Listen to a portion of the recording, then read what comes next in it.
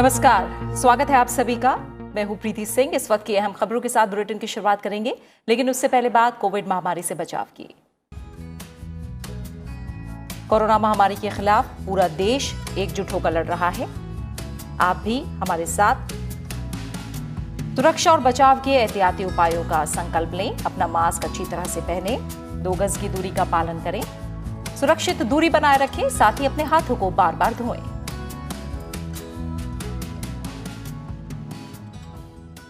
और अब शुरुआत मुख्य समाचारों के साथ।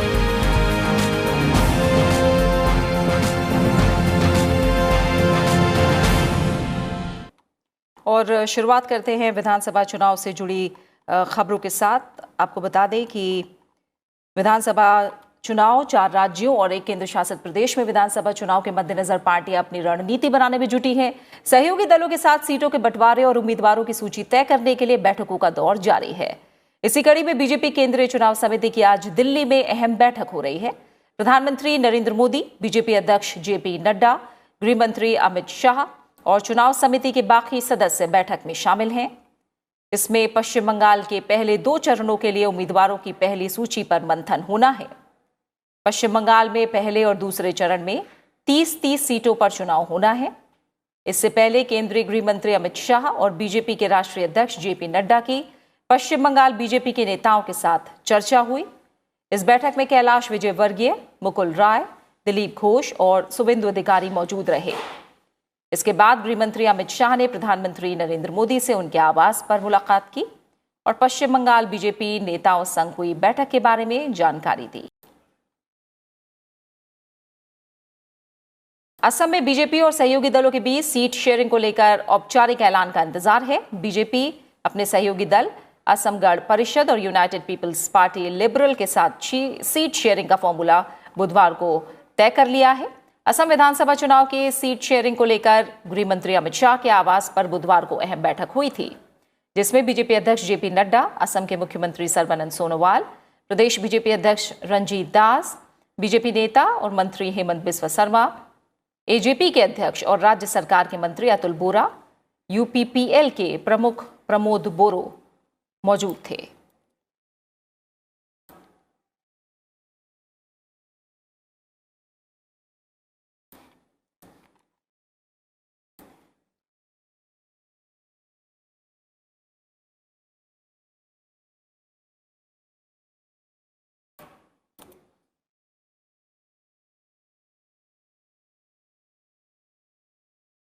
बीजेपी प्रतिनिधिमंडल ने आज चुनाव आयोग से मुलाकात की। भूपेंद्र यादव, मुख्तार अब्बास नकवी, मुकुल राय, कैलाश विजयवर्गीय ने तृणमूल कांग्रेस की शिकायत की। उन्होंने कहा कि पश्चिम बंगाल में कोलकाता समेत 125 नगर निगमों का कार्यकाल 1 साल पहले पूरा हो गया था, लेकिन राज्य सरकार ने टीएमसी नेताओं को इन स्थानीय निकायों का प्रशासक नियुक्त किया है। स्वतंत्र और निष्पक्ष मतदान सुनिश्चित करने के लिए इन प्रशासकों को हटा दिया जाना चाहिए।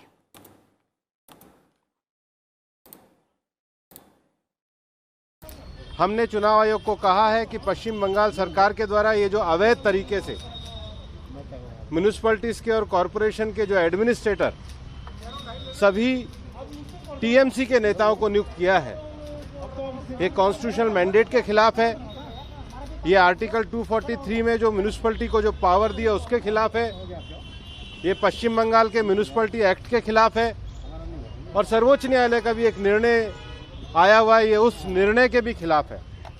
हमारा चुनाव आयोग से कहना है कि इस अवैधानिक नियुक्ति पर पश्चिम बंगाल के जो टीएमसी के नेता समय खत्म होने के बाद भी आज अवैध रूप से नियुक्तियों पर हैं, उनको तुरंत हटाया जाए, जिससे पश्चिम बंगाल में फ्री और फेयर इलेक्शन का माहौल बने। पश्चिम बंगाल विधानसभा चुनाव के लिए आरजेडी और समाजवादी पार्टी के बाद शिवसेना ने भी तृणमूल कांग्रेस प्रमुख ममता बनर्जी को अपना समर्थन दिया है। टीएमसी के समर्थन में आए ये दल कांग्रेस के नेतृत्व वाले यूपीए के सहयोगी रहे हैं। वहीं कांग्रेस पश्चिम बंगाल में टीएमसी के साथ गठबंधन में है। शिवसेना ने कहा है कि वो पश्चिम बंगाल में विधानसभा चुनाव नहीं लड़ेगी। इससे पहले पार्टी ने चुनावी मुकाबले में उतरने की बात कही थी। शिवसेना के वरिष्ठ नेता और राज्यसभा सदस्य संजय राउत ने आज ट्विटर पर इस बारे में जानकारी दी। उन्होंने कहा कि पार्टी अध्यक्ष और महाराष्ट्र के मुख्यमंत्री उद्धव ठाकरे के साथ चर्चा के बाद ये फैसला लिया गया। तृणमूल कांग्रेस के सांसद सौगत रॉय ने शिवसेना के फैसले का स्वागत किया और आभार जताया। वहीं बीजेपी ने कहा है कि पश्चिम बंगाल में शिवसेना, आरजेडी या समाजवादी पार्टी का कोई जनाधार नहीं है, इसलिए ये मायने नहीं रखता कि कौन उनका समर्थन करता है, कौन नहीं।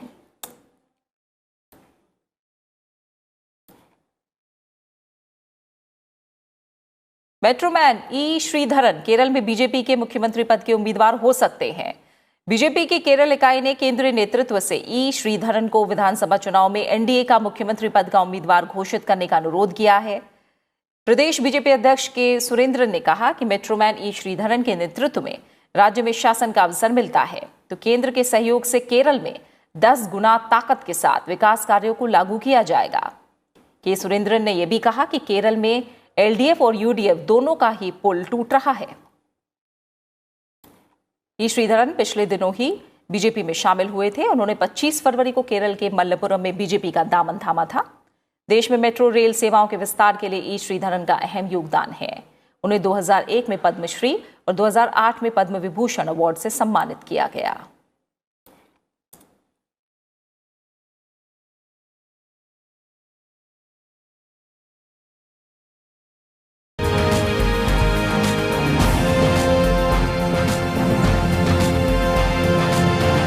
और अब बात कुछ और अहम खबरों की। किसी देश की संरचना के विकास में विकसित प्रौद्योगिकी का अहम योगदान है। युवा वर्ग बदलाव में महत्वपूर्ण भूमिका निभा सकते हैं, बशर्ते उन्हें कुशल प्रशिक्षण, दिशा निर्देश और उचित अवसर दिया जाए। आंध्र प्रदेश के तिरुपति में आईआईटी में आयोजित समारोह को संबोधित करते हुए उपराष्ट्रपति एम वेंकैया नायडू ने यह बात कही। तिरुपति में भारतीय प्रौद्योगिकी संस्थान के 61वें स्थापना दिवस पर आयोजित समारोह को संबोधित करते हुए उपराष्ट्रपति एम वेंकैया नायडू ने ये सुनिश्चित करने पर बल दिया है कि विज्ञान और प्रौद्योगिकी आम लोगों के जीवन की गुणवत्ता बढ़ाने में मदद करें।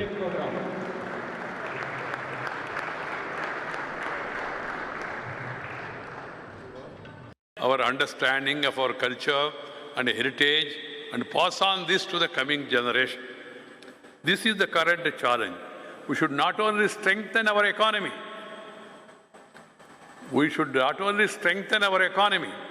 we should make people's life more happy. Mere wealth along with health and wealth, both are required, but at the same time, happiness. Science and technology should work in the direction of bringing happiness. संपदा उन्नंत मात्रान संतोषम रादु। उपराष्ट्रपति ने शैक्षणिक क्षेत्र के संबंधों को और मजबूत बनाने पर ध्यान देने और इंजीनियरिंग के छात्रों को रोजगार के अवसर प्रदान करने की आवश्यकता पर भी जोर दिया। Every year we produce around 1.5 million engineers, but a survey suggests that only 7% of them are suitable for core engineering jobs. We have to increase employability and ensure the skills required for the world of work are imported.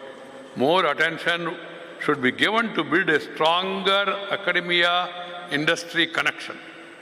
उपराष्ट्रपति ने कहा कि हमारा इतिहास गौरवशाली रहा है। उन्होंने कहा कि भारत को एक बार फिर से ज्ञान और शिक्षा का केंद्र बनाना है। उपराष्ट्रपति ने आईआईटी परिसर में आयोजित प्रदर्शनी देखी और परिसर में वृक्षारोपण भी किया। उपराष्ट्रपति एम वेंकैया नायडू ने ग्रामीण क्षेत्रों में सस्ती कीमत पर नवीनतम स्वास्थ्य सुविधाओं के विकास के लिए निजी क्षेत्र से सरकार के साथ मिलकर काम करने का आग्रह किया है। तिरुपति में अमारा मल्टी स्पेशलिटी अस्पताल का उद्घाटन करते हुए उन्होंने कहा कि गुणवत्तापूर्ण स्वास्थ्य सेवा प्रत्येक नागरिक का अधिकार है। उपराष्ट्रपति एम वेंकैया नायडू ने आज तिरुपति में अमारा मल्टी स्पेशलिटी हॉस्पिटल का उद्घाटन किया। इस मौके पर उन्होंने शहरी और ग्रामीण क्षेत्र में स्वास्थ्य सुविधाओं की असमानता पर चिंता जताई। उपराष्ट्रपति ने निजी क्षेत्र को सरकार के साथ मिलकर ग्रामीण क्षेत्रों में आधुनिक स्वास्थ्य और उपचार सुविधाओं का विकास करने का आग्रह किया। Everybody has to be advised, properly educated, doctors, actors and even media, everybody should educate the people about preventive steps. This is more important, preventive steps. The doctors working in hospitals, they should visit the nearby villages educate the people, enlighten the people, create awareness. उपराष्ट्रपति ने स्वास्थ्य क्षेत्र के विस्तार के लिए किए जा रहे प्रयासों की तारीफ की और आयुष्मान भारत जैसी स्वास्थ्य योजनाओं के बारे में जागरूकता फैलाने का भी आह्वान किया। उपराष्ट्रपति ने गैर संक्रामक रोगों के फैलाव पर चिंता जताई और इससे दूर रहने के लिए स्वस्थ शैली अपनाने, नियमित व्यायाम, योग, पौष्टिक और संतुलित आहार लेने की अपील की। You need to eat protein food. మనమేమో ఇప్పుడు ఈ ఫ్యాషన్ కోసం పాలిష్ అని దాంట్లో ఉండే అంత పోషకాలు తీసేసి ఆ రంగు కోసం తెల్లంగా తిని తెల్లంగా వస్తున్నాం, ఆ ఎర్రంగా ఉండే నెత్తురు కూడా పోయి. అందుకని మనం we have to focus on protein. ఈ జంక్ ఫుడ్ అవాయిడ్ చేయాలి. డాక్టర్ చెప్పాలి అందరికి, పేషెంట్కి. జంక్ ఫుడ్, పిజ్జాలు, బర్గర్లు ఆ దేశానికి పనికి వస్తాయి, మన దేశానికి పనికిరావు. మన వాతావరణం వేరు. Our food is designed by our forefathers, designed according to season and region. उपराष्ट्रपति ने कोरोना महामारी के खिलाफ लड़ाई में स्वास्थ्य कर्मियों की निस्वार्थ सेवा की तारीफ की और दूसरे चरण के लिए सभी पात्र नागरिकों से कोरोना टीकाकरण कराने और कोरोना वायरस के खिलाफ लड़ाई में शामिल होने की अपील की। कर्मचारी भविष्य निधि संगठन के केंद्रीय न्यास बोर्ड ने चालू वित्त वर्ष के लिए कर्मचारी भविष्य निधि यानी ईपीएफओ की ब्याज दरों में कोई बदलाव नहीं करने और इसे 8.50% पर स्थिर रखने की सिफारिश की है। आज जम्मू कश्मीर के श्रीनगर में ईपीएफ के केंद्रीय न्यासी बोर्ड की 228वीं बैठक हुई। श्रम और रोजगार राज्य मंत्री संतोष कुमार गंगवार ने बैठक की अध्यक्षता की। मंत्रालय ने बताया कि सेंट्रल बोर्ड ने वित्त वर्ष 2021 के लिए अपने ग्राहकों के संचित ईपीएफ पर 8.5% वार्षिक ब्याज देने की सिफारिश की और ब्याज दर आधिकारिक रूप से सरकारी गैजेट में अधिसूचित होने के बाद ईपीएफओ ग्राहकों के खाते में ब्याज दर जमा करेगा। ईपीएफओ के साथ 5 करोड़ से ज्यादा सक्रिय अंशधारक जुड़े हुए हैं।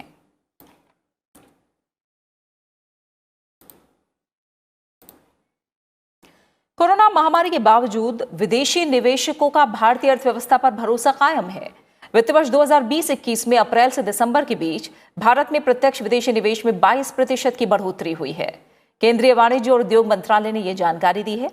चालू वित्त वर्ष के पहले 9 महीनों यानी अप्रैल से दिसंबर के दौरान देश में 67.54 अरब अमेरिकी डॉलर का एफडीआई आया।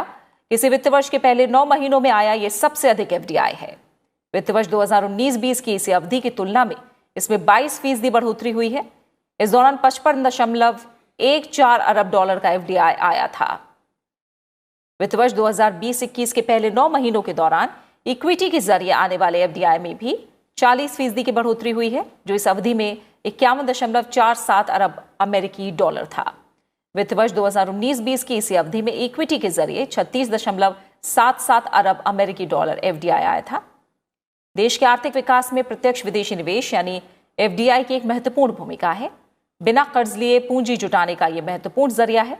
सरकार का प्रयास रहा है कि वो एक सक्षम और निवेशक अनुकूल एफडीआई नीति लागू करे। एफडीआई नीति को निवेशकों के लिए और अधिक अनुकूल बनाने और निवेश के प्रवाह में आने वाली नीतिगत अड़चनों को दूर करने के लिए पिछले 6.5 साल में कई कदम उठाए गए हैं। इसी दिशा में उठाए गए कदमों का ही परिणाम है कि देश में एफडीआई प्रवाह लगातार बढ़ता जा रहा है।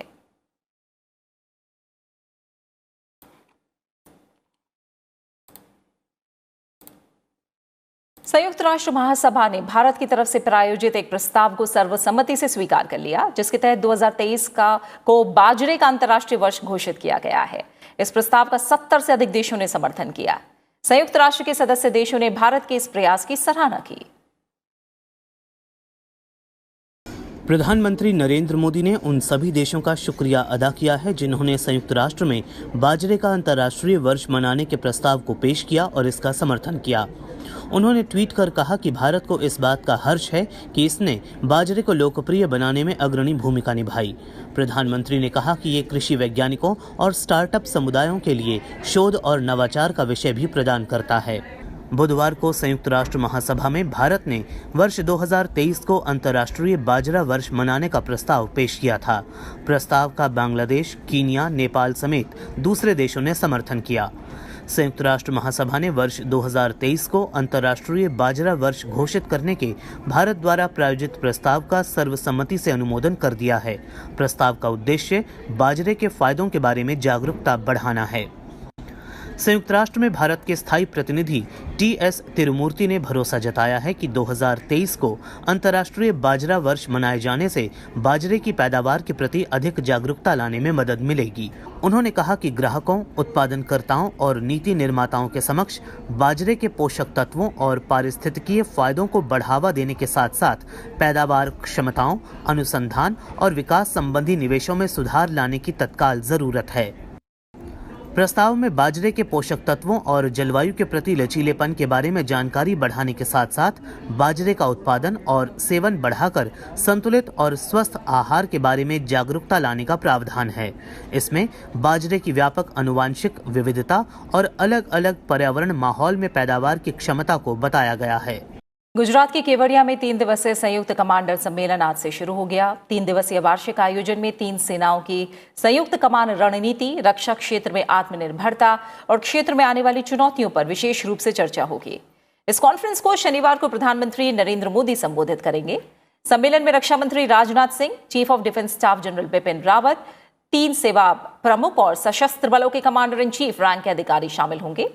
सम्मेलन के दौरान एक नई वायु रक्षा कमान और समुद्री कमान स्थापित करने पर विचार विमर्श होगा। केवड़िया में इस शीर्ष सैन्य सम्मेलन में पहली बार जूनियर कमीशन अधिकारी यानी जेसीओ और जवान भी हिस्सा लेंगे। जेसीओ और जवानों को वास्तविक नियंत्रण रेखा के साथ अपने साहसी कार्यों के लिए सम्मेलन में हिस्सा लेने के लिए आमंत्रित किया गया है।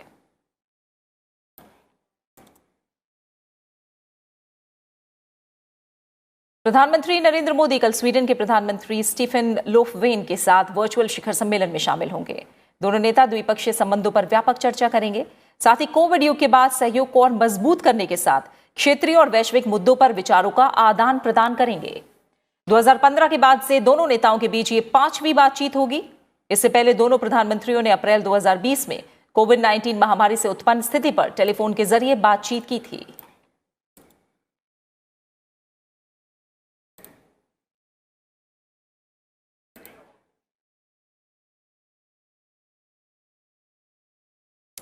प्रधानमंत्री नरेंद्र मोदी को सस्टेनेबल डेवलपमेंट के लिए कल सेरावीक वैश्विक ऊर्जा और पर्यावरण नेतृत्व पुरस्कार से सम्मानित किया जाएगा।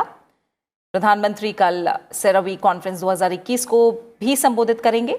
इस सम्मेलन के नामी वक्ता और कई प्रमुख हस्तियां भी भाग ले रही हैं। इसमें यह सम्मेलन 1 मार्च से 5 मार्च तक वर्चुअल आयोजित किया जा रहा है। भारत पिछले कुछ साल में वैश्विक ऊर्जा और पर्यावरण के केंद्र के तौर पर उभरा है।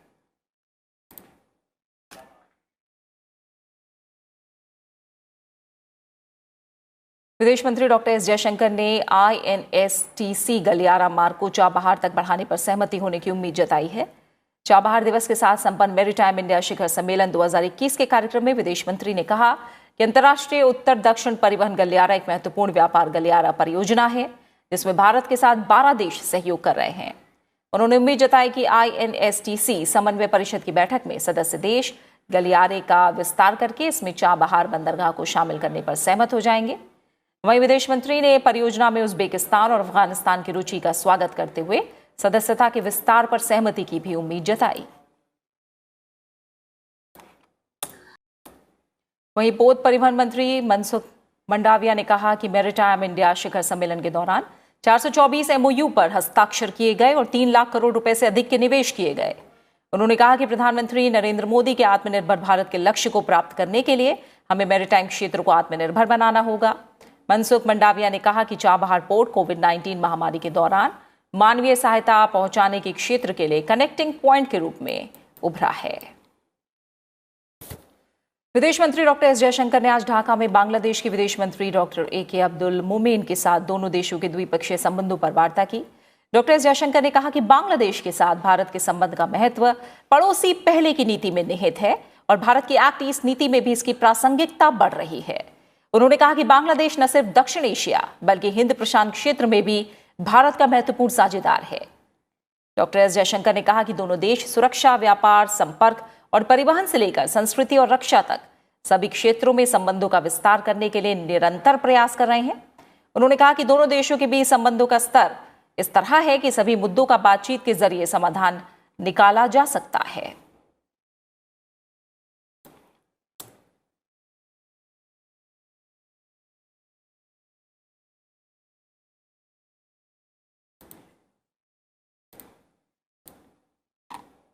वहीं देश में आज सुबह 7 बजे तक 1,66,00,000 से अधिक लोगों को कोविड वैक्सीन की खुराक दी जा चुकी है। बुधवार को करीब 10 लाख लोगों को टीका लगाया गया। स्वास्थ्य मंत्रालय के मुताबिक अब तक 60 वर्ष से अधिक आयु वाले 10 लाख लोगों को कोविड का टीका लगाया जा चुका है, जबकि 67.9 लाख हेल्थ केयर वर्कर्स को पहली खुराक और 28.7 लाख हेल्थ केयर वर्कर्स को दूसरी खुराक दी जा चुकी है। वहीं फ्रंटलाइन वर्कर्स में 58 लाख से ज्यादा लोगों को पहली खुराक और 4,000 से ज्यादा लोगों को दूसरी खुराक दी जा चुकी है।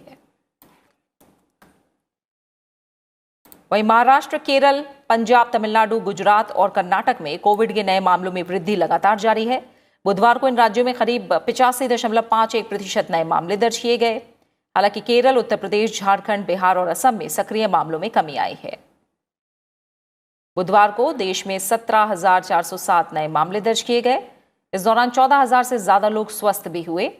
इसके साथ ही सक्रिय मामलों की संख्या बढ़कर 1,73,000 के करीब पहुंच गई है, जो कुल संक्रमित मामलों का महज 1.55% है। स्वास्थ्य मंत्रालय के मुताबिक देश में 242 नए स्ट्रेन के मामले मिले हैं, जिसमें यूके, साउथ अफ्रीका और ब्राजील के नए स्ट्रेन शामिल हैं।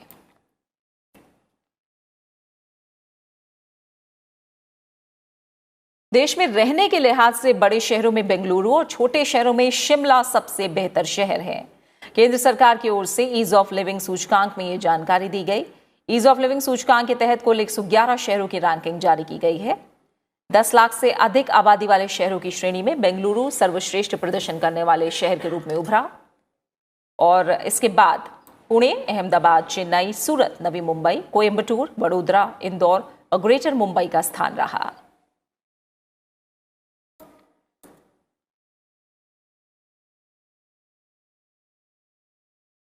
वहीं 10 लाख से कम आबादी वाली श्रेणी में शिमला ईज ऑफ लिविंग में सर्वोच्च स्थान पर रहा। इसके बाद भुवनेश्वर, सिलवासा, काकीनाडा, सलेम, वेल्लोर, गांधीनगर, गुरुग्राम, दावणगेरे और तिरुचिरापल्ली रहे।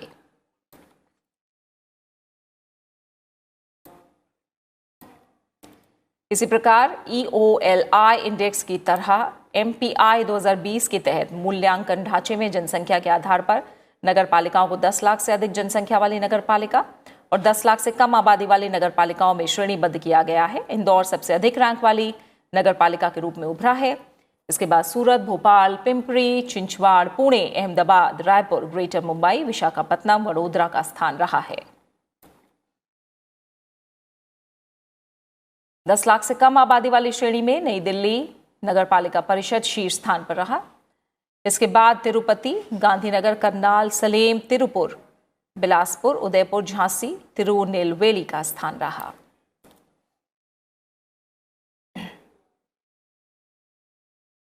यूएस वर्ल्ड यूनिवर्सिटी रैंकिंग 2021 में सब्जेक्ट के अनुसार 12 भारतीय संस्थानों ने टॉप 100 में अपनी जगह बनाई है। वहीं 3 भारतीय प्रौद्योगिकी संस्थान यानी IIT ने इस बार शीर्ष 50 में उन्हें शामिल किया गया है। यूएस द्वारा जारी आंकड़ों के मुताबिक IIT मद्रास अपने पेट्रोलियम इंजीनियरिंग प्रोग्राम के लिए 30वीं रैंक पर है। IIT बॉम्बे और IIT खड़गपुर ने मिनरल एंड माइनिंग इंजीनियरिंग के लिए विषय रैंकिंग में 41वां और 44वां स्थान हासिल किया है।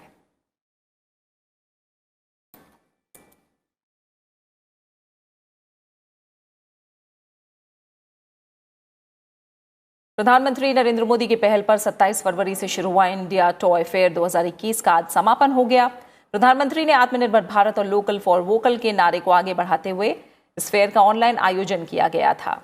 इससे पहले मंगलवार को केंद्रीय वाणिज्य और उद्योग मंत्री पीयूष गोयल ने कहा था कि सरकार आत्मनिर्भर भारत अभियान के तहत भारतीय खिलौनों को प्रोत्साहन दे रही है।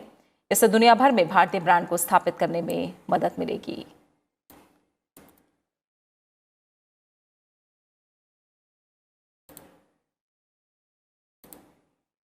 सुप्रीम कोर्ट ने ओवर द टॉप प्लेटफॉर्म पर नियंत्रण की जरूरत बताई है। साथ ही कहा है कि इस तरह के कंटेंट पर निगरानी के लिए एक सिस्टम की जरूरत है।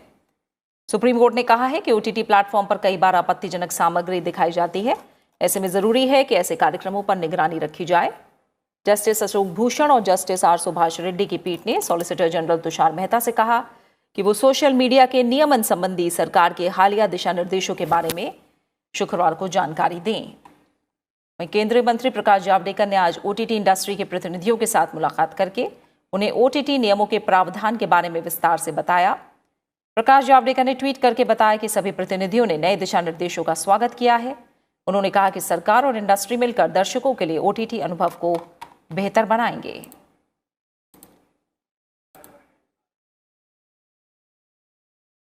और इसी के साथ फिलहाल इस बुलेटिन में इतना ही। नमस्कार।